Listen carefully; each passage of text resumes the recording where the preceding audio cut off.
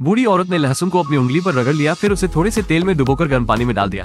इसे 5 मिनट के लिए गर्म पानी में उबालें और फिर इसे बाहर निकालें। फिर उसने इसे एक पट्टी से लपेट लिया। कुछ दिनों के बाद बूढ़ी महिला ने पट्टी खोली, उंगली और भी बदसूरत हो गई। इसने बूढ़ी औरत को हताश और दुखी बना दिया। पिछले शुक्रवार को बूढ़ी औरत बाहर गा रही थी। राजा ने उसका गाना सुना। राजा तुरंत मुग्ध हो गया। राजा उसका चेहरा देखने वाला ही था, लेकिन जब तक बूढ़ी औरत अपने घर के अंदर जाने लगी। लेकिन इससे राजा ने सोचा यह महिला कोई और होगी, इसलिए जब वो महल में लौटा तो वो तुरंत उसके आदमी को कीमती हार देने के लिए भेजता है। बूढ़ी औरत को हार मिलने के बाद बहुत खुशी होती है। वो उसे पहन लेती है। वो आईने में अपने आप को देखती है। उसे ऐसा लग रहा था मानो वो फिर से 18 साल की हो गई हो। लेकिन फिर उसकी बहन ने उसे हार वापस करने के लिए कहा और कहा दिन में सपने देखना बंद कर दो। लेकिन बूढ़ी औरत को लगा कि यह उसके भाग्य को बदलने का एकमात्र मौका है। वो इस अवसर को जाने नहीं दे सकती थी। जब रात में राजा उसके दरवाजे पर आया, वो सुंदर लड़की को देखने के लिए तैयार था। राजा ने अंदर से कोई प्रतिक्रिया नहीं देखी, इसलिए वो दरवाजे पर चिल्लाया। फिर बूढ़ी औरत समझाने के लिए दौड़ी, मैं सिर्फ एक गरीब लड़की हूँ, मैं मालिक के लायक नहीं हूँ। राजा ने जब उसकी आवाज सुनी तो राजा की इच्छा मजबूत और मजबूत हो गई। बूढ़ी औरत ने राजा को इसी समय परसों फिर से आने के लिए कहा और कहा पहले वो अपनी एक उंगली उसे दिखाएगी।